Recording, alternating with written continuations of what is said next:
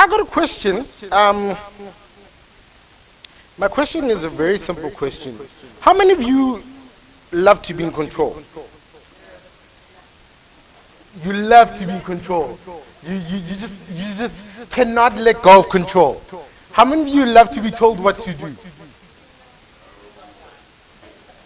So, okay, so you don't like to be told what to do. You love to be in control. You want to make sure that you know what's happening at any given time. Is that correct? When someone takes the control from your hands, it becomes a problem. So today I want us to look at we're going to look at a number of stories in the Bible. I'm going to try and move quickly through them so that I don't keep you till 3 p.m. because we've got a program at 2 p.m. So I don't want us to stay too long. And there's still lunch, so I really don't want to make you more hungry. So the first story is found in Genesis, in the book of Genesis, Genesis chapter 15. In Genesis chapter 15, the story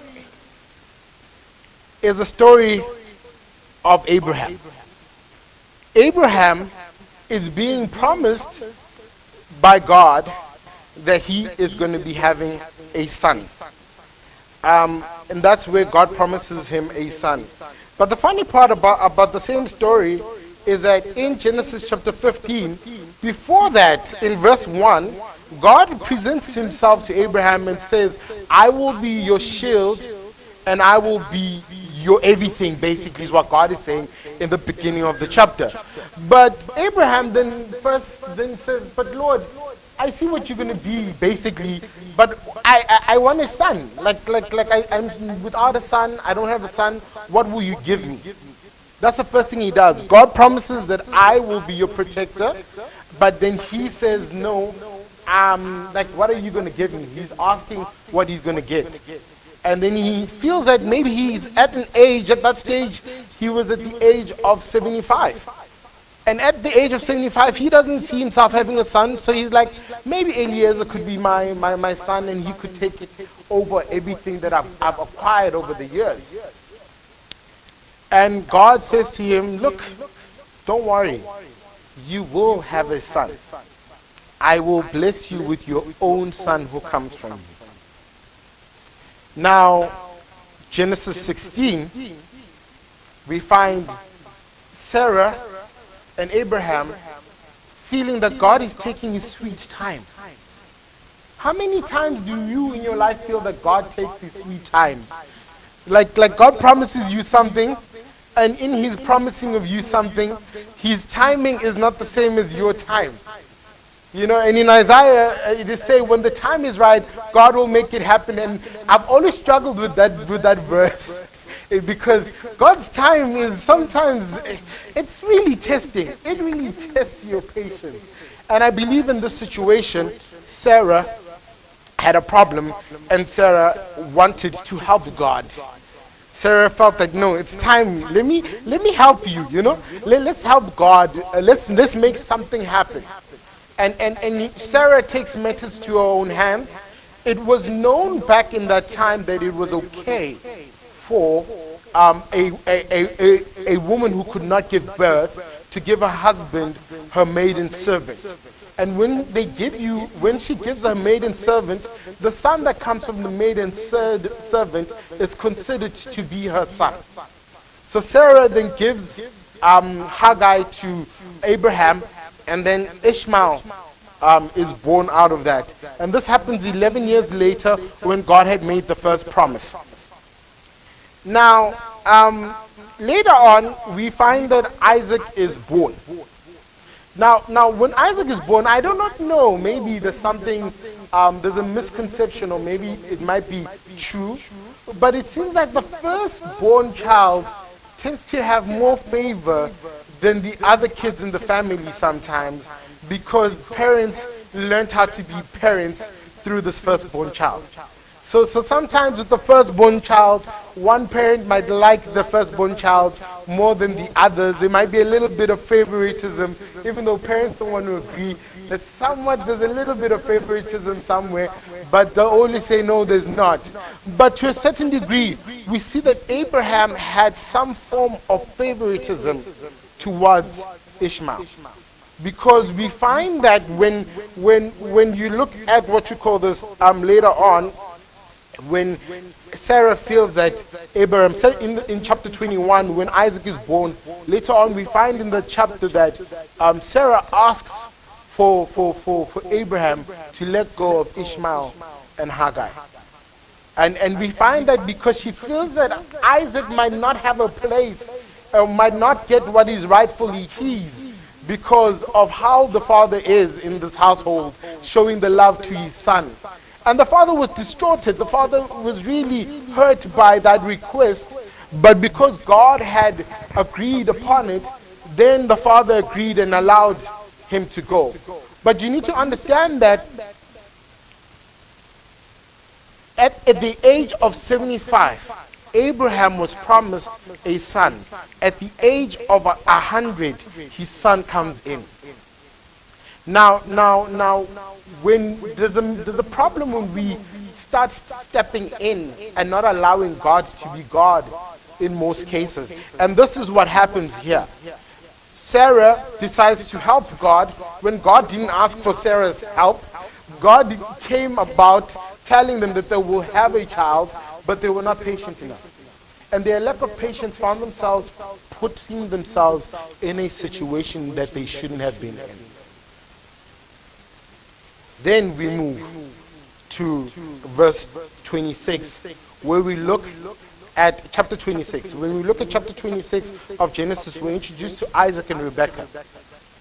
Isaac and Rebekah find themselves repeating the same mistakes that Abraham did. I'm thinking he would have learned from his father's mistakes and not repeated the same mistakes that his father repeated.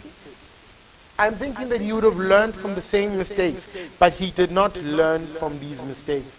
And in many situations, we like to keep things and we like to hold things to ourselves. We like to make things our own, and we like to put ourselves in situations and not allow God to be God. And God is the one that puts the promises to begin with. When we look at this, in chapter 26, they are finding themselves in Egypt.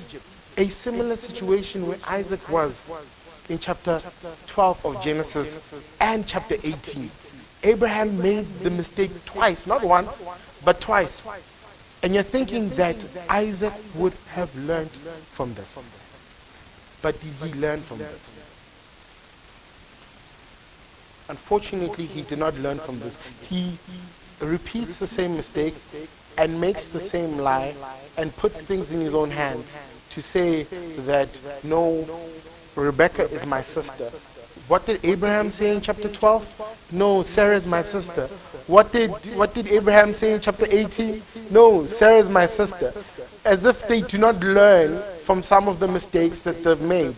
They do not learn that when I take things into my own hands, instead of it being better, it looks worse than it was to begin with. We look in chapter 25. Chapter 25 of Genesis.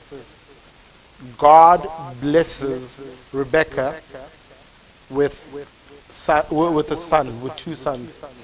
Isaac and Rebekah are blessed with two sons, Esau and Jacob. Esau and Jacob also find themselves in a similar situation where Rebekah favorites Jacob and Isaac favorites Esau. The problem of having the favoritism, it creates a problem. God makes a promise in the beginning of their birth saying that two nations in your womb. If you look at verse 23 of 25, it says, and the Lord said to her, two nations are in your womb, two peoples from within you shall be divided. The one shall be stronger than the other. The older shall serve the younger. Here God makes a promise again. I'm thinking Isaac would have learned at this stage, but clearly he's not learned because he's repeated the same mistake his father has done, and they find themselves in a situation now where they also participate in assisting God's promises. They participate. And in verse 27, Rebecca then decides to that, I'm going to help God. I'm going to help God fulfill his promise. And they deceive Isaac. Isaac gets deceived. And in the situation where Isaac gets deceived, Jacob gets the blessings. But the blessings were promised by who? By God. God is the one who promised this blessing to begin with, yet they're the ones who decided to take the matters into their own hands because they wanted to be in what? Control. They wanted to be in control. They wanted to they couldn't wait. Waiting is not fun to wait. Waiting can be problematic to wait. And the consequences of Abraham's lack of patience made that Ishmael should be taken away from the household. The consequences of Rebekah's impatience has been the fact that she never got to see Jacob again. Jacob and Rebekah never got to see each other again after Jacob left and went to Laban's home. Here we are, Genesis 37. Genesis 37, we'd hope that Jacob would have learned from his grandfather and his father at the stage. We hope that he would have learned and would have not made and repeated the same mistakes that he did. But he does it again. He has a favorite one in the house. And this one is known as Joseph. He makes a coat of many colors for Joseph. And this is very interesting because this coat of many colors creates an issue within the siblings. The siblings notice and they can see that here there is rivalry. The siblings can see that the father has more favor onto Jacob, onto Joseph. Jacob also loved Joseph because this son came from his loved bride that he worked 14 years for. So his love for Joseph was a deeper love, but it was more that others could see that there was favoritism in it. And this created a problem in the family. But not only did it create a problem in the family, Joseph wasn't making his life even easier for himself. Now, I had a younger sister as well, and younger siblings have this tendency of being tattletales. They like to share information with parents that were not advised to share information. I'm not sure how many of you have siblings here. How many of you had a sibling also? How many of you experienced your siblings going to your parents, or were you that sibling that went to your parents and told what the older ones were doing? You know, and you're expecting that the younger one would avoid that. You know, and the older ones then don't like the younger one because the younger one will go and tell the parents their business all the time. And it was similar with Joseph. Joseph was one, the favorite of his father. Two, he didn't get disciplined as much. Maybe because he also learned from his brothers and decided that I ain't going to repeat the same mistakes my brothers did.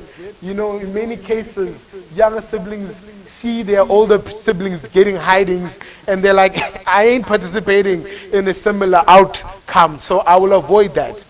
I'll avoid doing the things that they do. But they'll be the first ones to point out the things that were not supposed to be done. And you find in this situation, in the same chapter, then the other problem comes in. Joseph has a dream. And this dream is given by God. And this dream, we find it from verse 5. And the dream, verse 5 reads as following. This is Genesis chapter 37, verse 5. Now Joseph had a dream. And when he told his brothers, they hated him even more. So there's hatred already before this dream begins, before he shares his dream, but then he shares his dream. Verse 6. He said to them, "Hear this dream that I have dreamt. Behold, we were binding sheaves in the field, and behold, my sheaf arose and stood upright. And behold, your sheaves gathered around it and bowed down to my sheaves." His brothers said to him, "Are you indeed to reign over us? Or are you indeed to rule over us?" So they hated him more for his dreams and for his words. Then he dreamt another dream and told it to his brothers and said, "Behold, I have a dream, another dream. And behold, the sun and the moon and the 11 stars were bowing down to me." But when he told his father and his brothers, his father rebuked him and said to him, "What is this dream that you have dreamed? Shall I and your mother and your brothers indeed come to bow ourselves to the ground before you?" And his brothers were jealous of him, but his father kept the saying in his mind. You know, sometimes God places dreams in your life that are not meant for other people to understand. And the biggest problem that we have sometimes is that we like to share with other people what God may have not shared for them. So they may not even understand those dreams or comprehend those dreams because those dreams were not meant for them. So here you are, you're telling your mom and dad about your dream that you're dreaming to be an astronaut. And they're like, "Well, you, an astronaut? You think you can be an astronaut of all things?" Nah, it's not going to happen. Sometimes you tell friends about the business plans that you have. You run a business. No ways. That will not happen. And every time you share the dreams with other people, they cannot comprehend them because the dream was never theirs to begin. God gives dreams and God puts the dreams. And when he puts the dreams, sometimes it's better to keep your dream to yourself, so that you don't have people who will hate you, people who will be jealous of you. The Bible says that they were jealous of him. Now, in the same situation, here the brothers, they're jealous of him, and Jacob then is now sent by his father to go to help his brothers out. And as he's sent by his father to go see where his brothers are, his brothers then find a way of throwing him into a pit. Because they can see how far they come together, they conspire to throw him in the pit. Actually, they wanted to kill him, and then the older brother says, no, guys, we can't kill him. Just let's throw him in the pit. Hoping that he was going to be able to help him escape so that he can at least save his brother's life. But unfortunately, it wasn't the case. They find themselves in a situation where they end up selling Joseph to the Ishmaelites. Now, I want us to go back. Who is Ishmael? Ishmael is Abraham's son. So in the African culture, you'll find that we know our genealogy from a very long time. We will mention our grandfathers, and they will mention that he had sons whose sons were these names, and we'll go down the chain till the end. And in this situation, we're finding that there was no relationship between Jacob and the Ishmaelites, because the brothers were able to sell Joseph to his own relatives.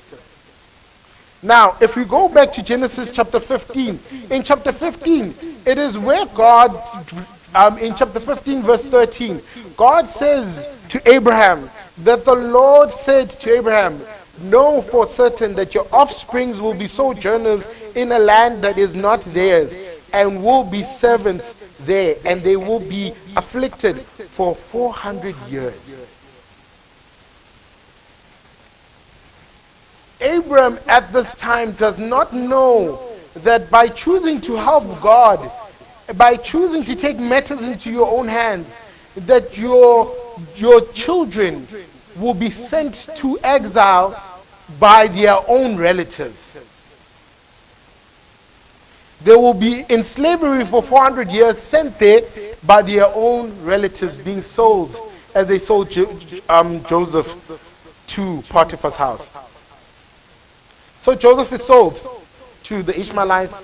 He's going with the Ishmaelites. He doesn't know much. I think he might have an idea that they are part of his relatives, but they don't talk about it because Ishmael was kicked out of the home. Ishmael did not have a relationship with them. Ishmael might have been bitter. He might have been upset that Isaac was chosen over him, and he had done nothing as a child per se, even if he had teased his brother, but he had done nothing. Joseph is on this journey, and as Joseph is on this journey, Joseph in Genesis 39 finds himself in Potiphar's house in Egypt. Here Joseph is in Egypt, and Joseph, was given a dream by God. He's given a dream by God.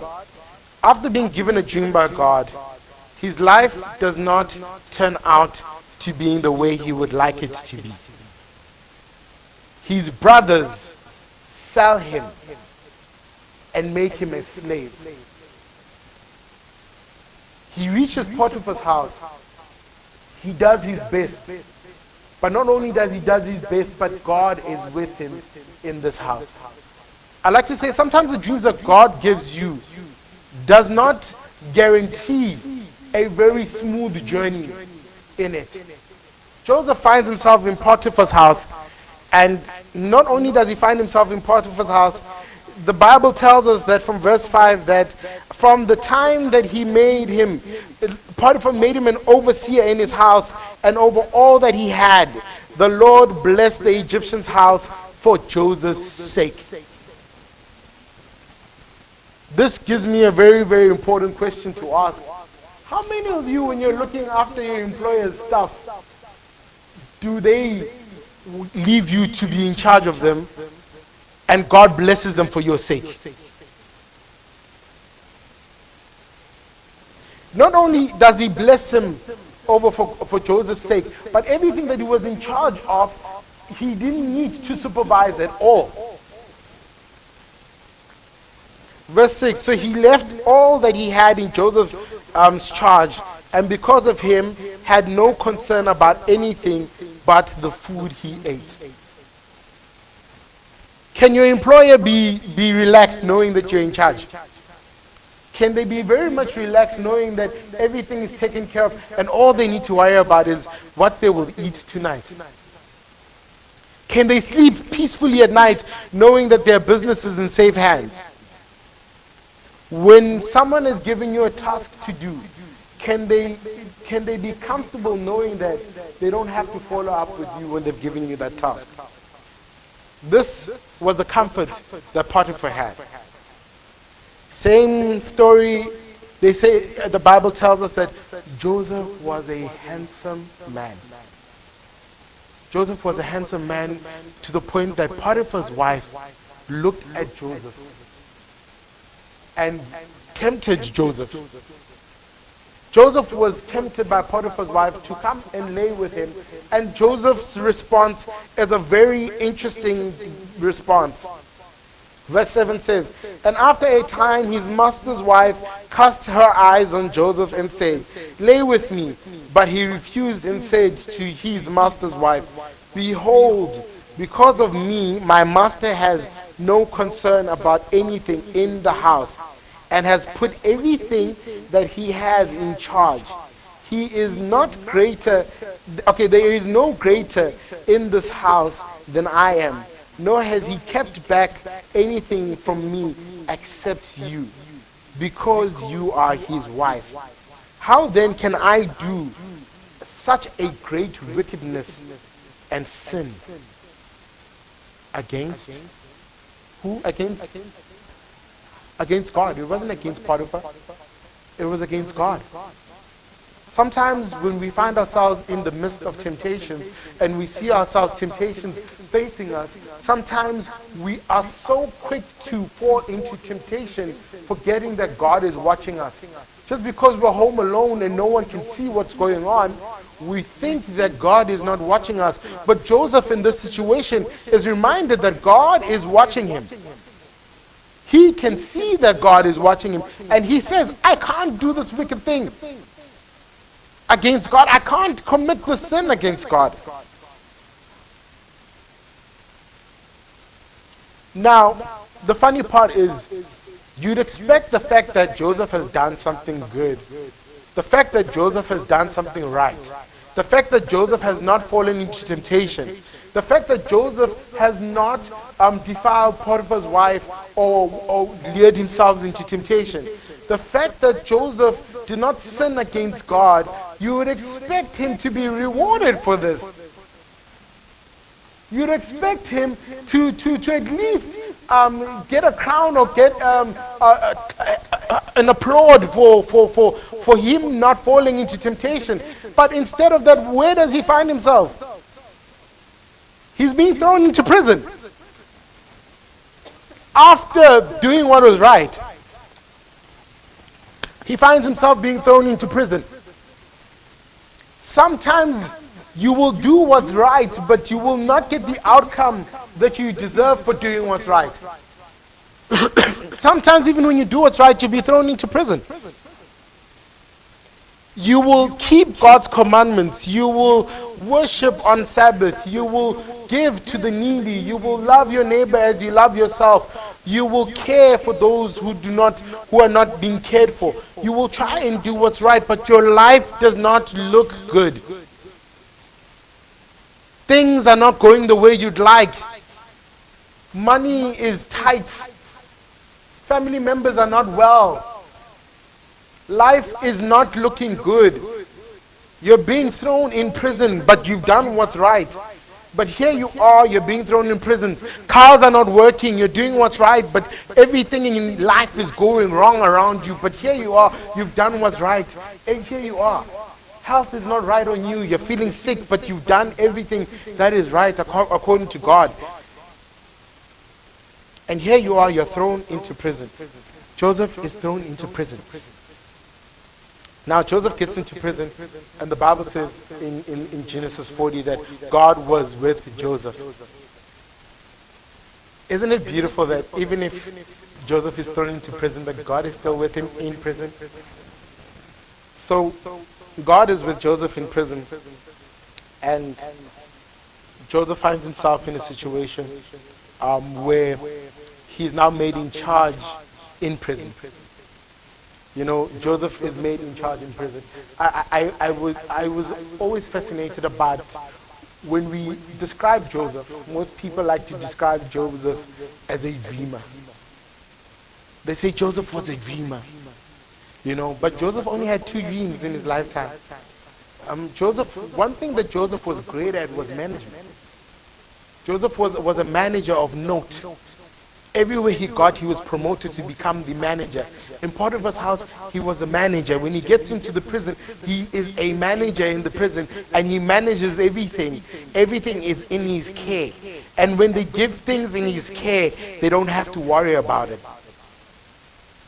So there is a baker who belongs to Pharaoh, who's thrown into prison, and there is the cupbearer who also belongs to Pharaoh, who's thrown into prison, and they have dreams that are troubling them. And Joseph interprets these dreams with God's grace. He reminds them that dreams are interpreted by God, not by him. So he interprets the dream through God's grace and tells them the dreams. But you can hear in this moment, as he's interpreting the dream, that Joseph's pain, you can hear his pain. Joseph tells the chief, he tells the cupbearer that, please do not forget me. Please do not forget me. Please tell Pharaoh when your dream comes true that I was thrown into prison. I was actually sold into Egypt for no good reason. And I was thrown into prison for no good reason. Please, please speak to Pharaoh. And I think a little bit of this is where Joseph is trying to take matters into his own hands. This is where Joseph is trying to actually try and see if he could get favor by being able to interpret this dream. Maybe the cupbearer will remember him. And the dreams do come true. The interpretation that Joseph says comes true. But unfortunately, Joseph is forgotten. The two men are out. One, unfortunately, dies. The other one lives on. 2 years later, Pharaoh has a dream. 2 years later, Pharaoh has a dream. And when Pharaoh has a dream, Pharaoh finds himself dreaming, and no one in the kingdom can interpret this dream. Only there and then does the cupbearer remember, oh, by the way, there was the Hebrew boy who interpreted my dream. Maybe he will be able to interpret your dream, because the way he interpreted my dream, it came out and it was true. So eventually Joseph Joseph is called out. Joseph interprets the dream. And at the stage, we would say Joseph should have been 30 at the stage when he goes out. And the king then says to Joseph, look, I need you to be in charge, because no one else can actually do this the way you can do it. The way you've explained this dream and the way you've laid it out, only you can actually implement everything in the way that it needs to be implemented. Joseph comes out of prison and then works his way. He helps Pharaoh design all of this, and 7 years go by of plenty. 7 years of plenty goes by. We know the story. At the age of 39, Joseph meets his brothers again. His brothers come at the age of 39. And when his brothers come at the age of 39, Joseph now interacts with his brothers for the first time since he was 17. They do not recognize him, they do not see him, they cannot tell that it is his brother, because they did not expect his brother to become such a ruler. They did not expect his brother, that the dream that God had placed in the brother's mind would actually be fulfilled. They did not expect to see his brother in palaces of Egypt. They did not expect to see the brother in the position that he was in.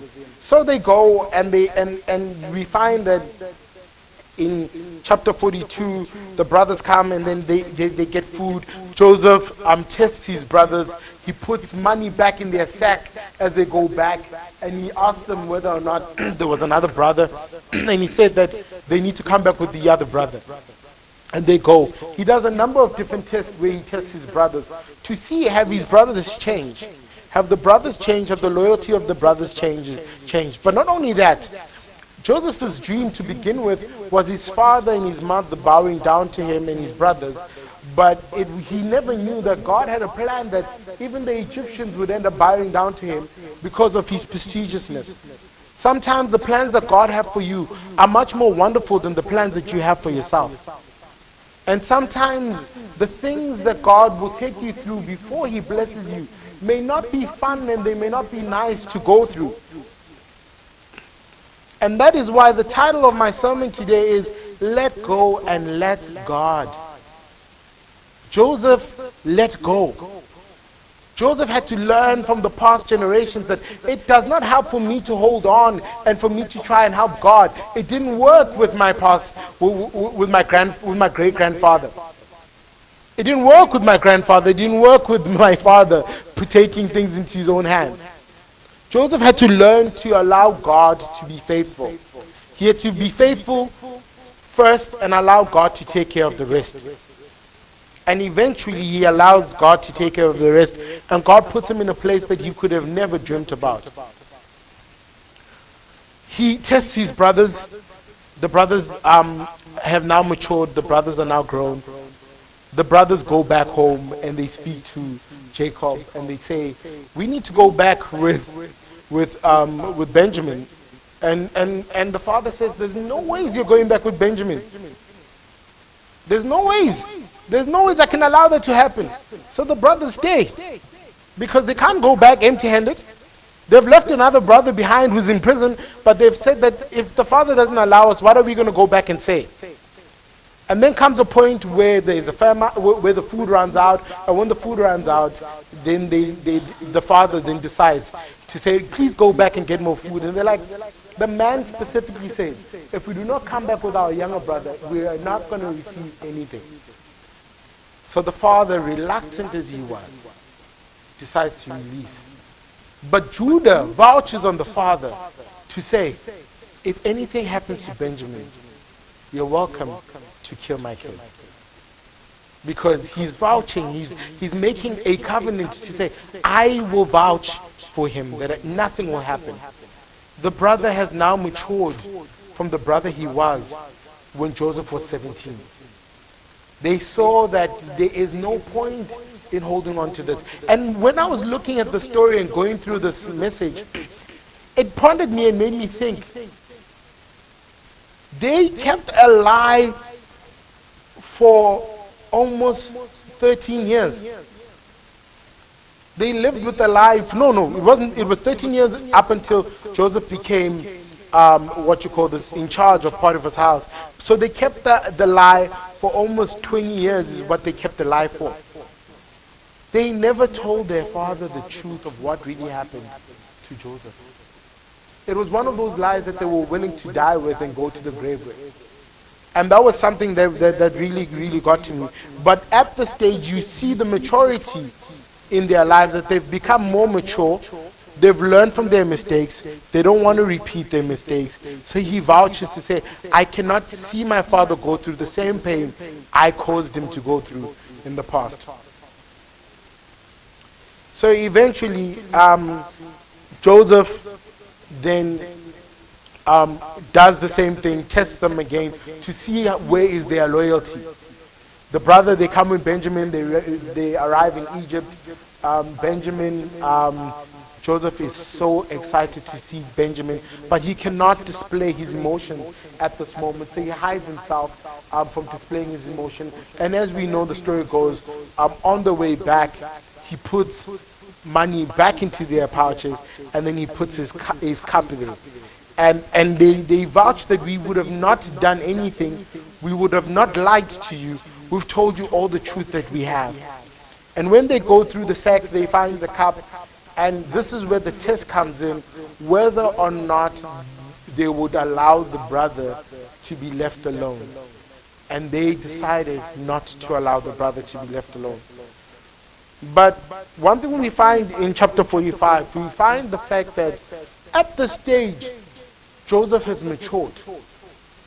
At the stage, his anger is no longer burning within him, as it was at some point in the prison, where we could see a little bit of his anger of his brother selling him for nothing. At the stage, he has seen God's hand in his life. Verse 4 says, so Joseph said to his brothers, come near to me, please. And they came near, and he said, I am your brother, Joseph, whom you sold into Egypt. And now do not be distressed or angry with yourselves, because you sold me here. For God sent me before you to preserve life. For the famine has been in the land for 2 years, and there are yet 5 more years where there will be neither plowing or no harvest. And God sent me before you to preserve you a remnant on earth, and to keep alive for you many survivors. So it was not you who sent me here, but God. He made me a father to Pharaoh, and Lord to all his house, and ruler over all the land of Egypt.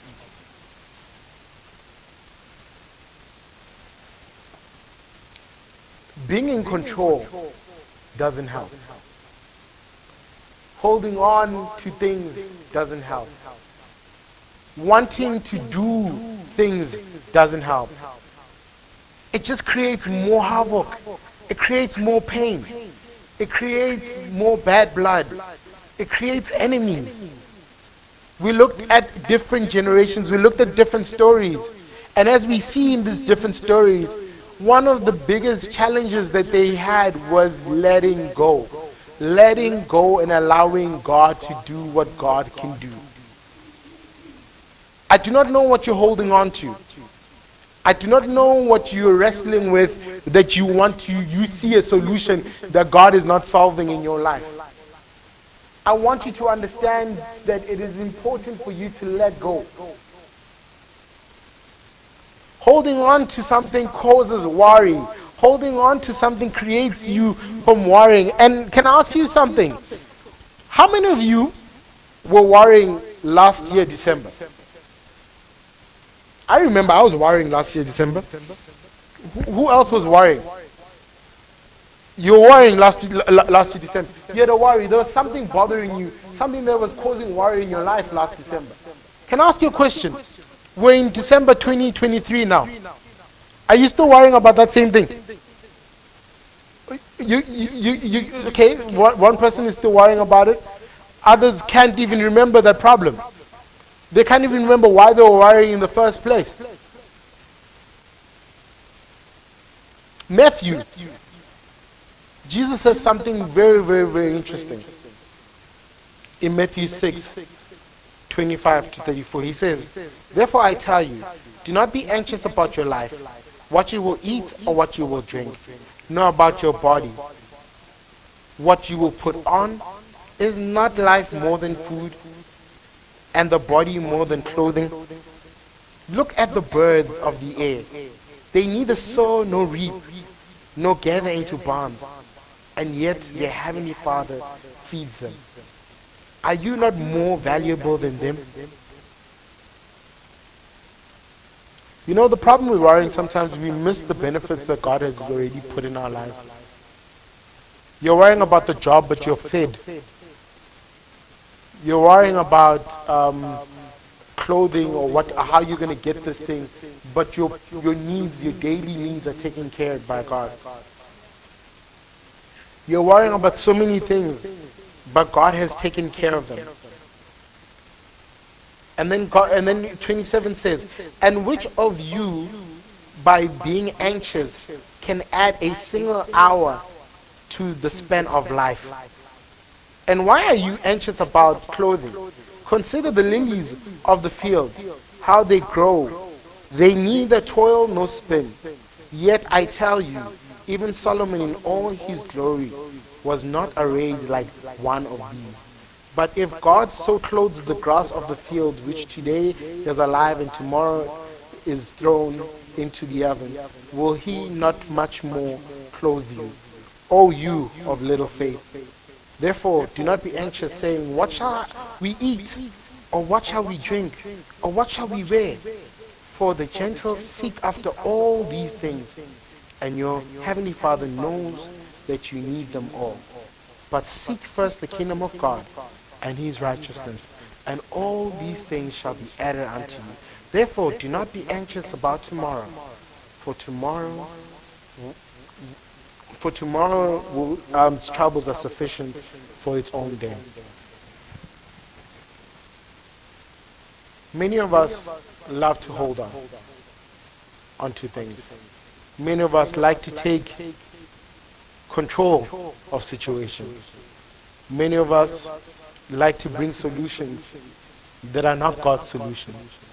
Many of us like to interfere into God's plan. But today's message is just a reminder: let go. Allow God. If the Israelites did not let go, they would have not seen the Red Sea open.